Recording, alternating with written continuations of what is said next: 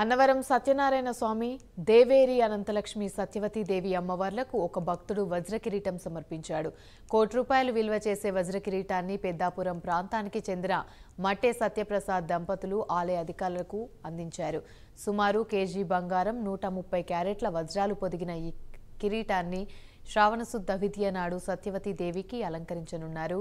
2 ఏళ్ల క్రితం సత్యప్రసాద్ దంపతులే స్వామివారికి ఒక వజ్రకిరీటాన్ని అందజేశారు.